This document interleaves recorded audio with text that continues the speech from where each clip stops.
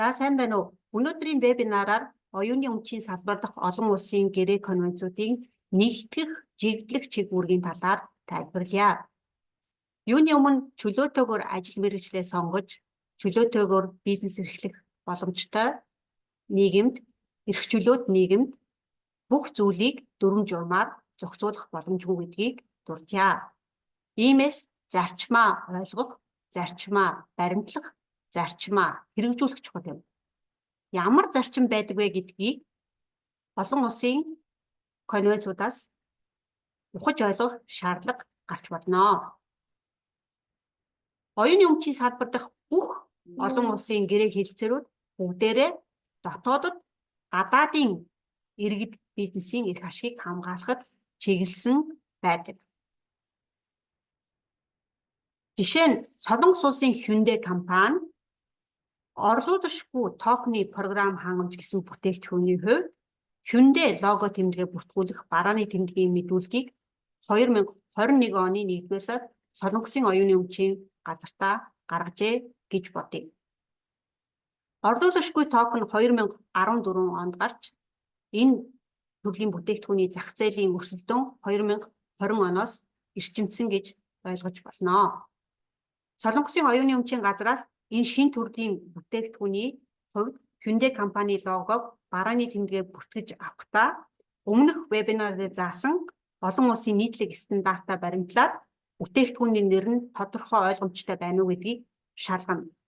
Тухайн үед энэ шин технологийн бүтээгдэхүүн Мадридын бараа үйлчилгээний жагсаалтад ороогүй байсан гэж болно.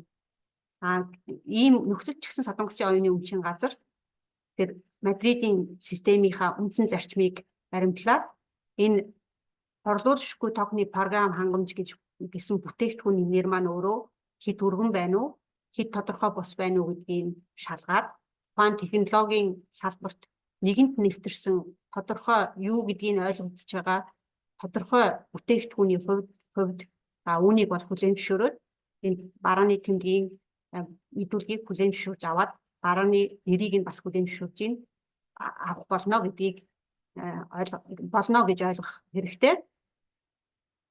За ингээд Солонгосын Hyundai компани Солонгосын оюуны өмчийн газраас хүлээж авсан барааны тэмдгийн мэдүүлгээ цааш дэлхийн оюуны өмчийн газраа дамжуулаад олон улсын барааны тэмдгийн мэдүүлгийн шугамар Япон, Хятад, Монгол, Вьетнам, Орос, Казахстан улсад олон улсын мэдүүлэг гаргажээ гэж үзье. За энэ үед энэ олон улсын мэдүүлгийг хүлээж авч байгаа улсуудыг англиар Office of Designated Members гэж нэрлэдэг. Энэ Office of Designated Members гэдэг улсууд маань өмнөх вебинар дээр заасан оюуны өмчийн газар нь бараа үйлчилгээний жагсаалтах нэр томьёог хэд өргөн, хэд тодорхой бус байна гэж үзэж болно. Ийм тохиолдолд оюуны өмчийн газар нь урьдчилан татгалзлын шийдвэр гаргах ёстой гэсэн зарчмаа баримтлаад энэ Мадридын бараа үйлчилгээний жагсаалтад ороогүй бүтээгдэхүүний хувьд ч гэсэн холбогдох шүүлтээ хийж байгаа. За ингээд Солонгосын оюуны өмчийн газрын адил Мадридынхаа үндсэн зарчмыг баримтлаад энэ тодорхой ойлгомжтой яг юу яриад байгааг мэдэж байгаа энэ тодорхой бүтээгдэхүүний хувьд бол мэдүүлгийг нь хүлээж авнаа. За ингээд өөр нэг жишээн дээр Монголын Болорсофт компани 2021 оны 12 дугаар сард орлуулшгүй токны програм хангамж гэсэн бүтээгдэхүүний хувьд өөрийн логог бүртгүүлэх барааны тэмдгийн мэдүүлэг гаргажээ гэж бодъё. Энэ үед Монгол улсын, Оросын улбаны улсын бүх улсын оюуны өмчийн газрууд Hyundai компани бүтээгдэхүүний нэрийг хүлээн зөвшөөрөөд хүлээгээд авсан байсан тийм үе гэж ойлгож болно. За тэгэхээр зэрэг тухайн үед энэ орлуулшгүй токны програм хангамж гэсэн бүтээгдэхүүн Мадридын бараа үйлчилгээний жагсаалтад ороогүй байсан ч гэсэн Монгол улсын оюуны өмчийн газар энэ тодорхой ойлгомжтой байгаа бүтээгдэхүүний нэрийг хүлээж авнаа, хүлээн зөвшөөрнө гэдэгт Болорсофт компани итгэх эрхтэй болж байгаа. Учир нь өмнө нь олон улсын үндсэн гэрээ конвенцийнхаа зарчмаа баримтлаад Hyundai компани барааны тэмдгийн мэдүүлгийг хүлээгээд авсан байсан нөхцөл байдал үүссэн гэж манай жишээн дээр ярьж байгаа. За ингээд энэхүү одоо дотоодод гадаадын иргэд компаниудын эрх ашгийг хамгаалсан одоо наад захын стандартыг заасан олон улсын гэрээ конвенцууд нь эргээд одоо тухайн улсын оюуны өмчийн газрууд олон улсын стандартад нийцүүлж өөрийнхөө улсын иргэд бизнесүүдэд үйлчилгээ өгөх одоо шаардлагыг бий болгож байгаа. Өөрөөр хэлбэл энэ улсууд бүгдээрээ дабл стандарт гаргахгүй тул бүх одоо мэдүүлэг гаргагчдын эрхийг олон улсын стандартын дагуу хангах одоо шаардлагатай үүнийг баримталж ажиллахаас өөр арга замгүй болж байгаа.